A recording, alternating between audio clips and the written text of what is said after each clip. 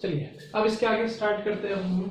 Calculate क्या करना है इसमें, तो कॉमन पोटेंशियल कैलकुलेट करना है हमें। कॉमन पोटेंशियल की रीडिस्ट्रीब्यूशन के बाद कॉमन पोटेंशियल V, ये दोनों का पोटेंशियल कितना हो गया था, इक्वल, और इस इक्वल पोटेंशियल को हमने नाम दे दिया कॉमन पोटेंशियल V। ये V कितना होगा, ठीक है। तब स्टार्ट करते हैं मैथमेटिकल एक्सप्रेशन। सबसे पहले लिखते हैं before redistribution Q1 equal to कितना आ जाएगा, C1 डॉट P1। यहाँ से C इक्वल टू कितना था, Q upon V, Q1 equal to C1 dot P1। इसी तरह से क्या लिख सकते हैं, Q2 स्फीयर 2 के लिए C2 डॉट V2। इस पे चार्ज कितना आ जाएगा, Q1 इंटू V, यहाँ पे Q2 C2 इंटू V2। तो टोटल चार्ज ऑफ सिस्टम, इस पूरे सिस्टम का टोटल चार्ज कितना हो जाएगा, टोटल चार्ज हमने मान लिया कितना है, Q equal to Q1 plus Q2 पूरे सिस्टम का निकालना है, तो charge on sphere A plus charge on sphere B। Sphere A पे कितना है Q1, स्फीयर B पे कितना है Q2, और Q1 Q2 कितना होता है, तो Q equal to C1 dot V1 plus C2 dot V2। Equation number 1, ठीक है। ये प्रोसेस बिफोर रीडिस्ट्रीब्यूशन। उसी तरह से after redistribution charge on sphere A वो कितना है, Q1 डैश, स्फीयर A का चार्ज कितना है, तो Q1 डैश किसके बराबर हो जाएगा, Q बराबर C डॉट V होता है। तो कैपेसिटेंस तो कितना है C1, लेकिन पोटेंशियल जो V1 था वो कितना हो गया, V C1 डॉट V। उसी तरह से Q2 डैश ये कितना हो जाएगा, कैपेसिटेंस कितना है C2, और चार्ज V2 था पहले, वो रीडिस्ट्रीब्यूशन के बाद कितना हो गया P।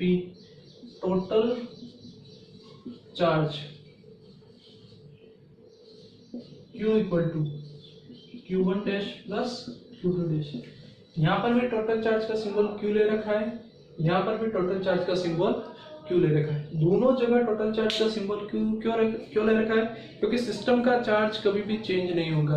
हमने पढ़ रखा है चैप्टर फर्स्ट के अंदर law of conservation of charges, कि किसी सिस्टम का चार्ज हमेशा कांस्टेंट रहेगा। यहाँ पहले यहाँ पर कितना चार्ज था, 100। स्फीयर A के पास चार्ज कितना था, 100। स्फीयर B पे कितना था, मान लो 50 था, 50 था।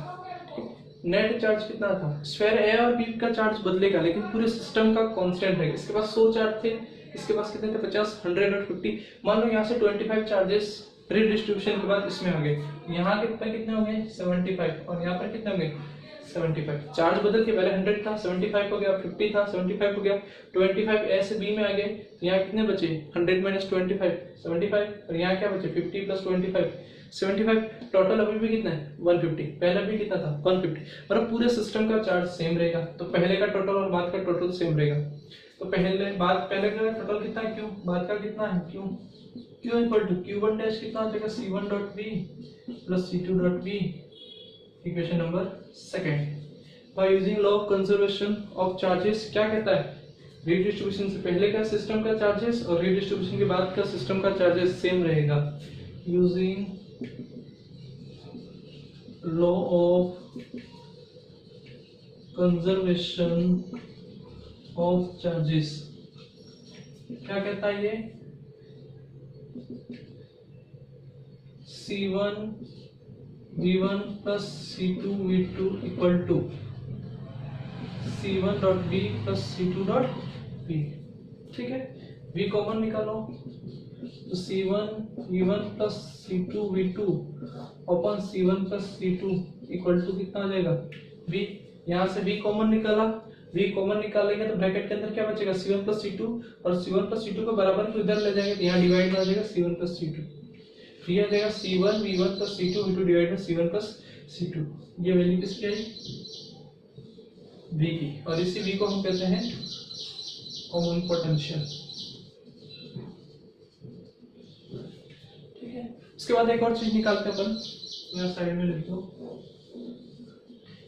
Ratio of charges after redistribution.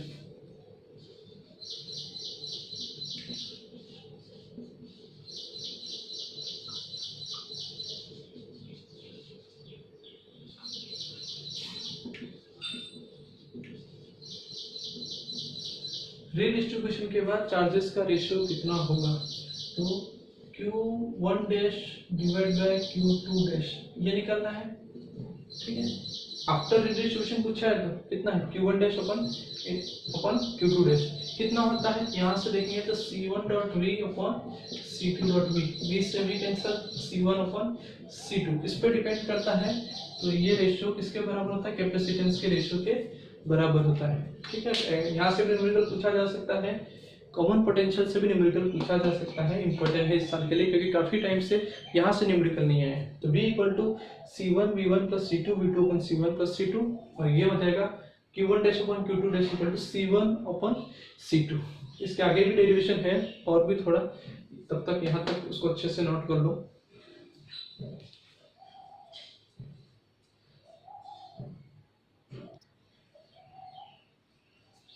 अब इसके आगे और सॉल्व करना है, ठीक है। एग्जाम में डेरिवेशन क्या पूछता है वो देखना।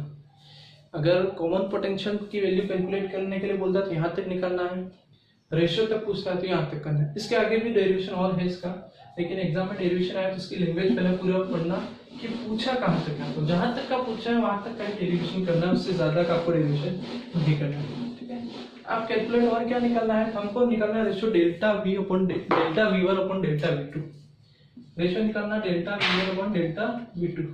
अभी डेल्टा V1 और डेल्टा V2 क्या है, तो delta V1 change in potential of sphere A divide by change in potential of sphere B, मतलब स्फीयर A के पोटेंशियल में कितना चेंज हुआ और स्फीयर B के पोटेंशियल में कितना चेंज हुआ, उन दोनों का रेशियो किस पे डिपेंड करता है। तो अगर आपको ये वाला डेरिवेशन पूछे तो जो मैं यहाँ से करवा रहा हूँ वो वाला डेरिवेशन करना है, और कॉमन पोटेंशियल के लिए पूछे तो इससे पहले वाला जो डेरिवेशन था वहां तक करना है। दोनों नहीं पूछेगा क्योंकि डेरिवेशन बड़ा हो जाता है, दोनों में से कोई एक पोर्शन पूछा जा सकता है। तो उसका तीसरा पोर्शन है लॉस ऑफ एनर्जी, तो वो भी अलग से पूछता है कि एनर्जी के लॉस को प्रूफ करिए रीडिस्ट्रीब्यूशन के अंदर। तो तीन तरह के डेरिवेशन बन सकते हैं इसके अंदर। पहला कॉमन पोटेंशियल कैलकुलेट करने के लिए दे सकता है, दूसरा change in potential of sphere A और स्फीयर B के रेशियो के लिए पूछ सकता है, और तीसरा एनर्जी लॉस के लिए पूछ सकता है। तो सेकंड वाला आप इसी के अंदर कंटिन्यू में स्टार्ट करते हैं कि हमको निकालना है कि स्फीयर A के पोटेंशियल में कितना चेंज होगा, ठीक है, कितना चेंज हुआ ये निकालना है। तो अपन लिख सकते हैं if V1 greater than V2, फिर से लिखते हैं अपन कि V1 बड़ा है V2 से, ठीक है। चार्ज A से स्फीयर A से चार्ज कम हो रहे तो स्फीयर A का पोटेंशियल भी कम होगा। स्फीयर B में चार्ज जा रहे हैं स्फीयर B के अंदर, तो स्फीयर B के अंदर चार्जेस की वैल्यू बढ़ रही है तो उसका पोटेंशियल भी बढ़ेगा, ठीक है। दोनों का पोटेंशियल कितना हो जाएगा V, तो अपन लिख सकते हैं and V1 V2 greater than V1 greater than V greater than V2, ये तीनों का रिलेशन हो गया। समझ सकते हो इसको। मान लो ये स्फीयर A है, इसका पोटेंशियल 100 वोल्ट था, ये स्फीयर B इसका पोटेंशियल कितना था 50 वोल्ट। दोनों का पोटेंशियल बराबर करना है तो इसमें से 25 माइनस कर दें और इसमें से ऐड हो जाए वोल्ट, 25 वोल्ट तो कितना हो गया 75 वोल्ट और 75 वोल्ट, ठीक है। तब इन तीनों का कंपेयर करें, ये अपना था V1, ये था V2 और ये दोनों का कॉमन पोटेंशियल हो गया वो V। तो तीनों का कंपेयर करें तो V1 बड़ा होगा, उसके बाद V और उसके बाद V2, सबसे छोटा कौन सा होगा V2।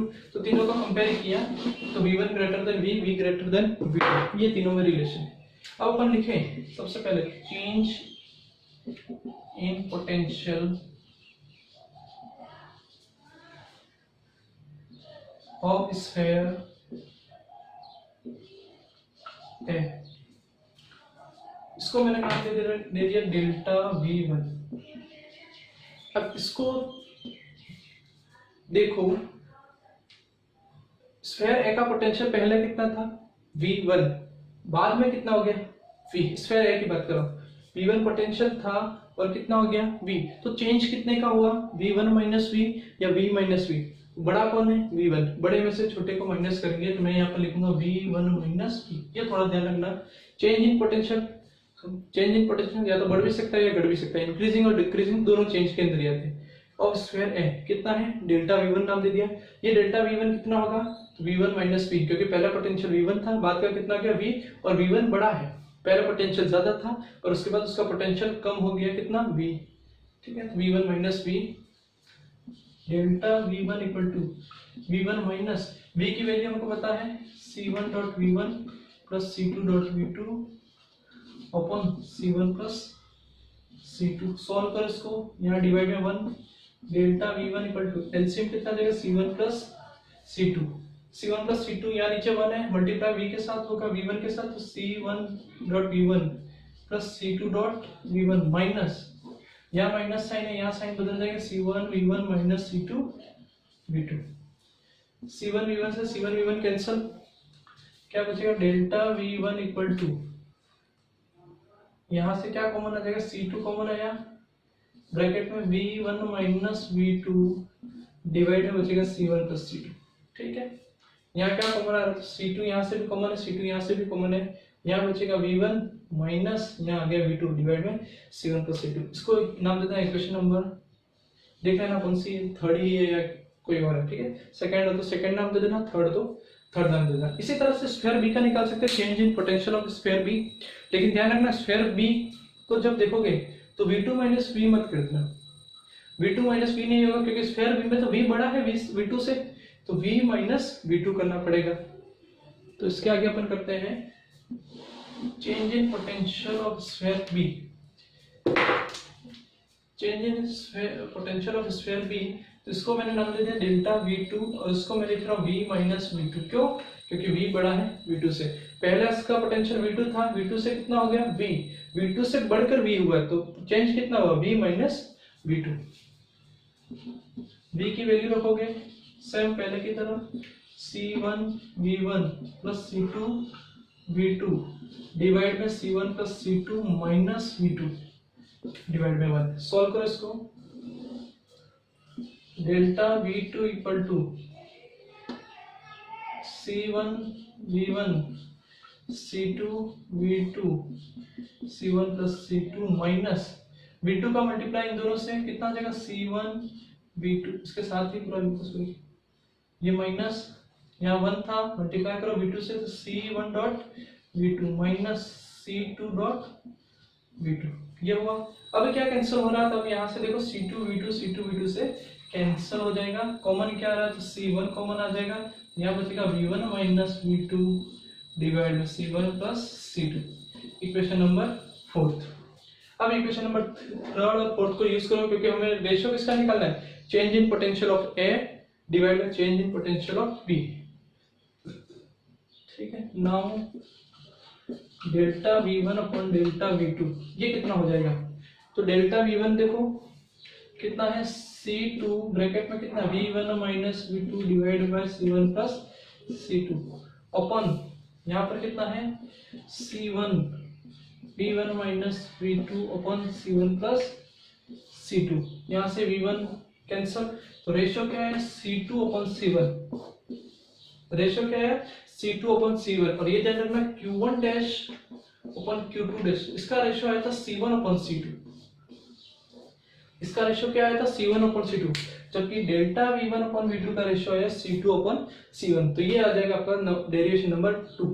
ठीक है, पूरा एक ही के अंदर है लेकिन अलग अलग चीजें कैलकुलेट कर रखी है, तो एग्जाम में अलग अलग चीजें पूछेगा। हो सकता है कॉमन पोटेंशियल का derive an expression for common potential ये भी आ सकता है, या derive an expression for ratio of change in potential of sphere A and be in redistribution. तो ये वाला डायरेक्शन आपको करना पड़ेगा। और इसके बाद लास्ट एक छोटा सा टॉपिक और है जिसके अंदर एनर्जी लॉस हमको निकालनी है कि रीडिस्ट्रीब्यूशन के पहले हमारे पास जितनी एनर्जी थी उसके बाद रीडिस्ट्रीब्यूशन के बाद कितनी एनर्जी होती है, और अगर वहां माइनस करने पर अपना आंसर पॉजिटिव आता है तो हमको पता चल जाएगा वहां एनर्जी में लॉस है। तो ये अपन नेक्स्ट वीडियो के अंदर पढ़ेंगे। अभी तक के लिए ये पूरा अच्छे से नोट कर लो।